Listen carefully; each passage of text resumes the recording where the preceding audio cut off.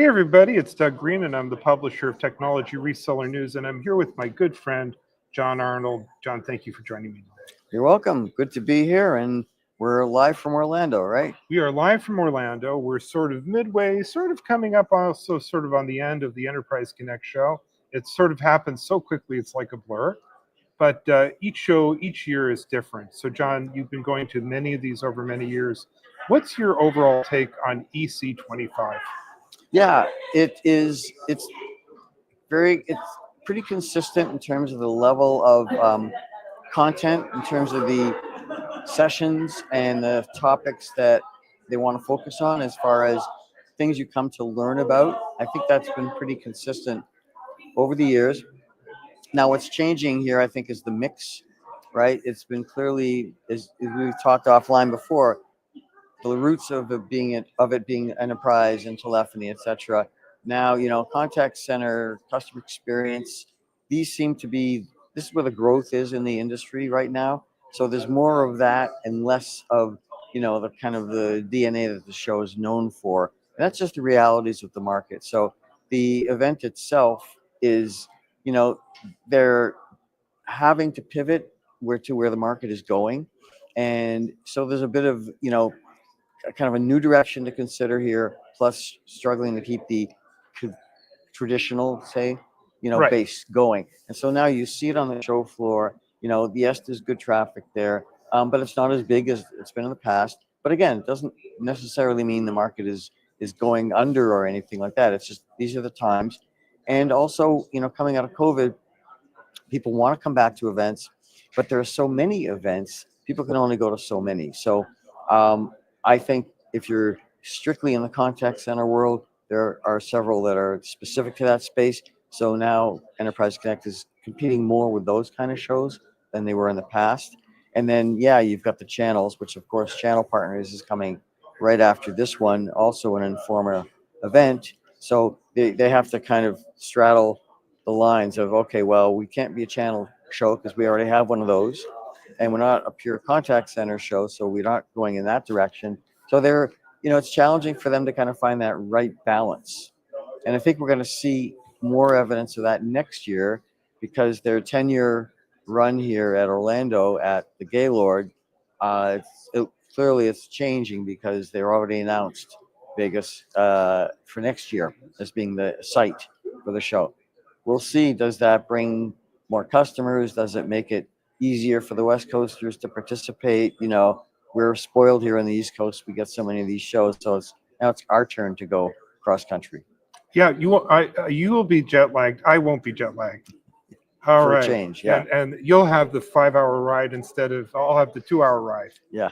Well, with that, before we move on to the content, let's stick with the expo for a second. I've been thinking, is it also the nature of expositions? Are they changing? It seems to me people are orienting towards sort of meeting expo. Like these events have become meeting spaces, a little bit more than just I'm showing you. Mm-hmm. So even the trade show floor, I notice there's more, hey, take a seat, let's have a meeting. Yeah, it's very conversational that way. Yeah. Yeah, that's true. I've been by many of the booths here. I've definitely had my share of demos, and that's pretty par for the course. But it's definitely, you can see the way the booths are even structured, like the design of them. So there's more of these like comfy chairs, right?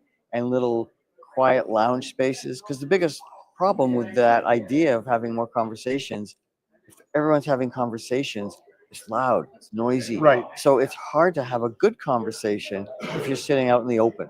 So I definitely see more of that, like these little, I wouldn't call them huddle rooms, but little quieter zones you can go to. Right. And I think they have to do more of that, I guess.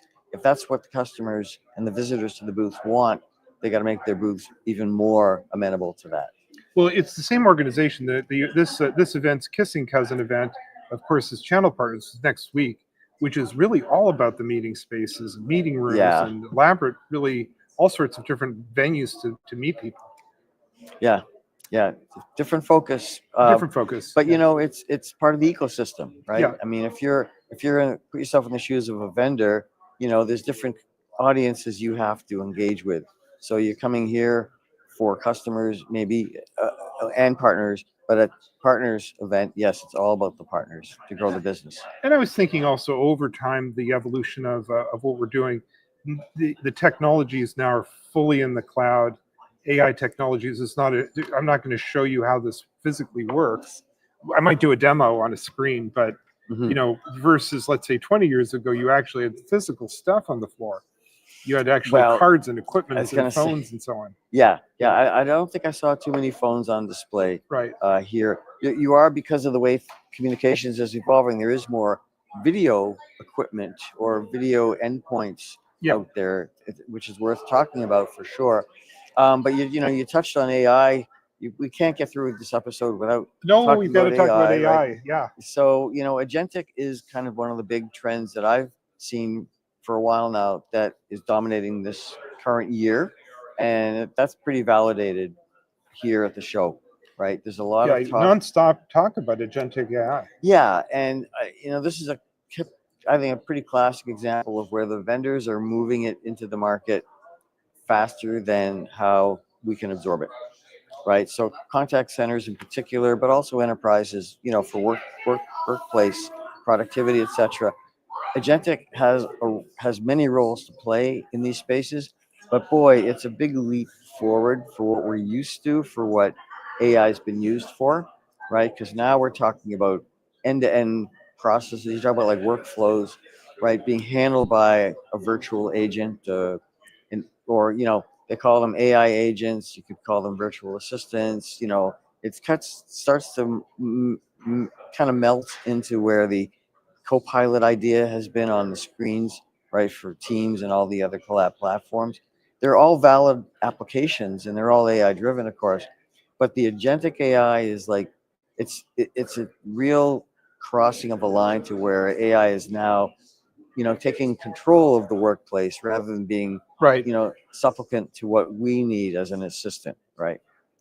And you participated in this show. I know you went to the booths and saw the different things, but I think you were also participating in it in different ways too. Well, so I'm on two panels. Yeah.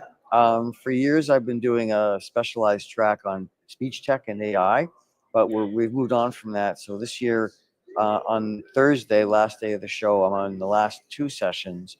One is about evolution in the workplace, which will be pretty AI focused.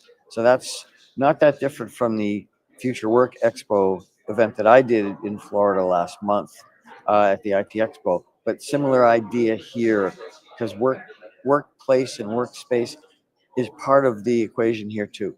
And then I'm going to be on the lock note, the last session, which is the analyst roundtable, where we're all going to give our takes on what we see in the market. Give us a taste of that, if you don't mind. What are you wanting to basically impart to everybody?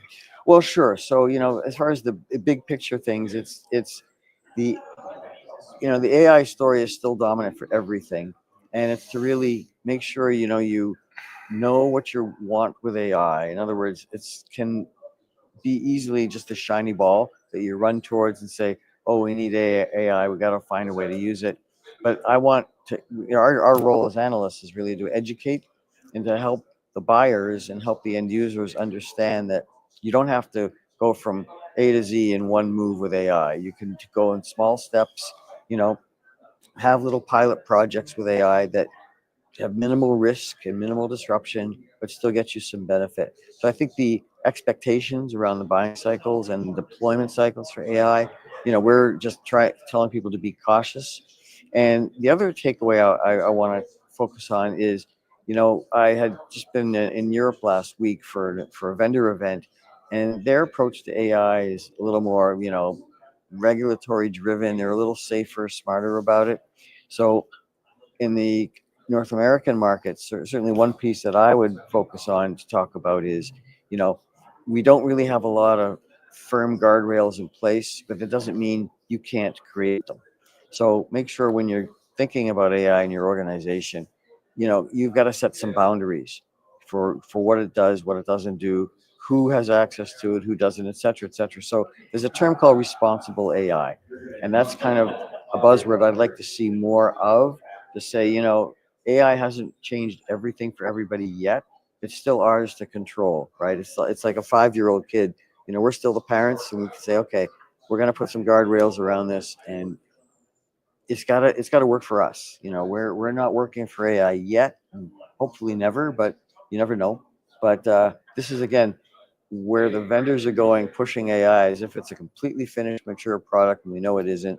We have to be careful not to get too far ahead and not have it, you know, create more problems than good, right?